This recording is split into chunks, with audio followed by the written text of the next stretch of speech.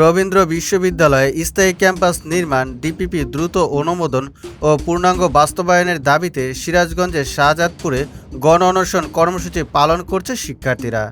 একই দাবিতে প্রতীকী গণ অনশন করছে বিশ্ববিদ্যালয়ের শিক্ষক, কর্মকর্তা, কর্মচারী, শিক্ষার্থী ও বুড়ি পোতাজিয়া গ্রামবাসীও। শনিবার 16 আগস্ট দুপুর 12টার দিকে বিশ্ববিদ্যালয়টির একাডেমিক ভবন 3-এর সামনে এই কর্মসূচি শুরু হয়। এ সময় বিশ্ববিদ্যালয়ের ক্যাম্পাস নির্মাণে চলনবিলের পরিবেশ ক্ষতিগ্রস্ত হবে এমন সংবাদ প্রকাশ করায় প্রথম আলো পত্রিকার বিরুদ্ধে ক্ষোভ প্রকাশ করেন অনশনকারীরা। তারা প্রথম আলো পত্রিকা আগুনে জ্বালিয়ে দেয়। রবীন্দ্র বিশ্ববিদ্যালয়ে পত্রিকাটি বয়কট করেন।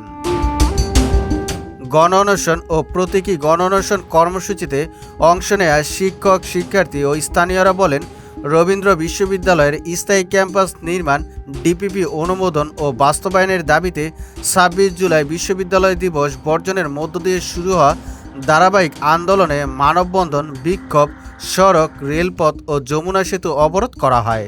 এতে জনগণের ভোগান্তি হয়েছে। আমরা আর জনগণের ভোগান্তি বাড়াতে চাই না। অনশনের মধ্য দিয়ে নিজেদের জীবন দিয়ে হলেও ক্যাম্পাস আদায় করব।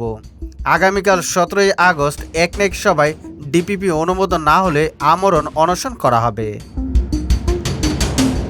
শিক্ষার্থীদের গণ অনশন কর্মসূচিতে সংহতি জানিয়ে অংশগ্রহণ করেন এনসিপির কেন্দ্রীয় সদস্য সচিব সাইফ মুস্তাফিজ। তিনি সরকারের নিকট দ্রুত শিক্ষার্থীদের দাবি পূরণ করার আহ্বান জানান। সিরাজগঞ্জ থেকে মাসুম হোসেন অন্তুর পাঠানো তথ্যচিত্রে ডেস্ক রিপোর্ট। সুজিত মণ্ডল, সবার কথা।